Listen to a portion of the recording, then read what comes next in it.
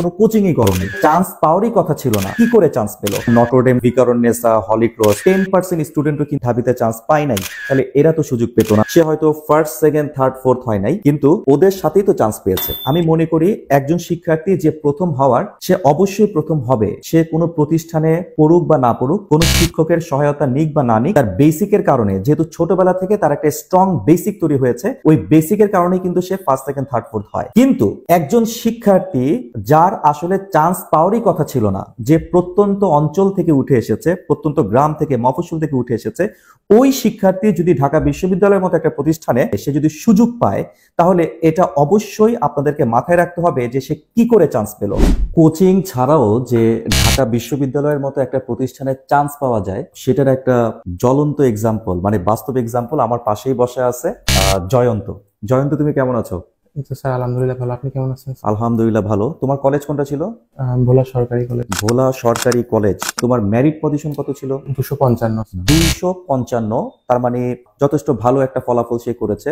আমার জানা মতে তুমি কোনো কোচিংই করো নাই। জি স্যার, আমি কোনো কোচিং করি নাই। তাহলে এটা কিভাবে সম্ভব? স্যার মেইনলি হচ্ছে গিয়ে ভার্সিটি চান্স পাইতে হলে যেটা দরকার, ভালো টিচারদের গাইডলাইন আর হচ্ছে নিজের ভিতরে ডেডিকেশন থাকা দরকার। তো টিচারদের গাইডলাইন আমি আমার 3জন বড় ভাইয়ের কাছে পড়ছিলাম, তো ওই দিক থেকেই আমি গাইডলাইনটা যথেষ্ট ভালো একটা গাইডলাইন পাইছি স্যার।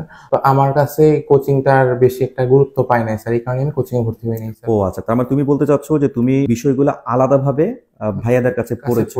তুমি কোন কোন ভাইয়ের কাছে পড়েছিলেন? ইংলিশ আমি হচ্ছে কি স্যার রায়হান বোরহান আপনার কাছে স্যার পড়লাম। আচ্ছা, যাক, ইংরেজি আমার কাছে পড়ছো। হ্যাঁ। আচ্ছা, বাংলা? আর বাংলা দুর্বার সুজিব, জিকে পড়ছে সাদ্দাম। যে তোমার যেই জার্নিটা, চান্স পাওয়ার ক্ষেত্রে কোন বিষয়টা খুব বেশি দরকার? স্যার চান্স পাওয়ার ক্ষেত্রে হচ্ছে যে নিজের ভিতরে একটা লক্ষ্য থাকতে হবে যে না আমাকে চান্স পাইতেই হবে, এই জায়গায় এরকম একটা ডেডিকেশন নিয়ে পড়াশোনা করতে হবে, কোনো মতেই স্যার হাল ছাড়া যাবে না এরকম ইয়েতে। আর হচ্ছে কি স্যার যে এরকম স্যারদের কাছে গাইডলাইন নিতে হবে কোনটা কিভাবে পড়লে ভালো হয়, কোন বইটা ফলো করলে ভালো হয়। যদিও স্যার আমি হচ্ছে কি আপনার শিটগুলোই ফলো করছি ইংলিশের জন্য, আপনার শিটগুলো যথেষ্ট ফ্রুটফুল ছিল ইংলিশের জন্য। আর আপনার একটা বই আছে, ওই বইটা ফলো করছি, ওইটাতেই হচ্ছে স্যার আমার ইংলিশের জন্য কভার দিচ্ছে স্যার। অনেকে তো আসলে ভাইয়াদের কাছে পড়ছেন, তার মধ্যে তো অনেকে ফেলও করছে।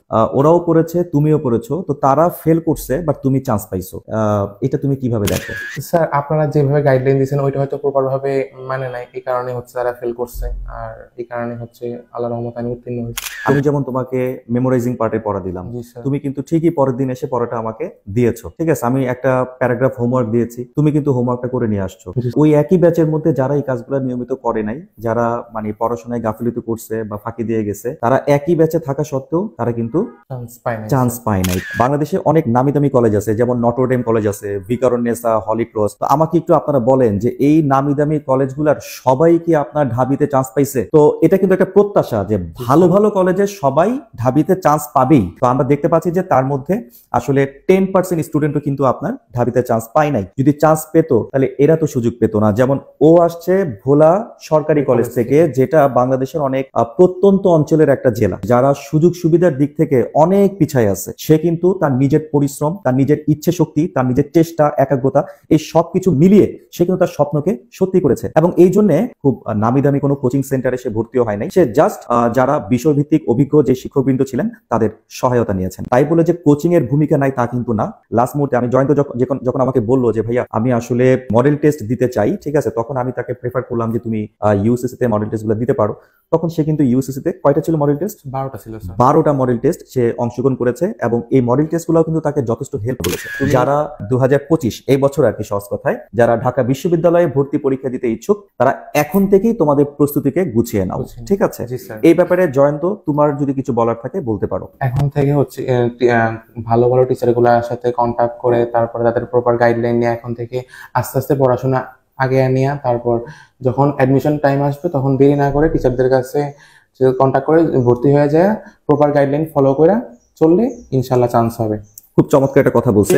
মেধাবীদের উদ্দেশ্যে আমাদের একটাই কথা থাকবে, তোমরা চটকদার বিজ্ঞাপনে প্রভাবিত না হয়ে অবশ্যই নিজেকে সময় দাও, সঠিক শিক্ষক নির্বাচন করো এবং প্রয়োজন ক্ষেত্রে সঠিক প্রতিষ্ঠান নির্বাচন করো। আশা করা যায় এখন থেকে প্রস্তুতি নিলে তোমার স্বপ্ন সত্যি হবেই।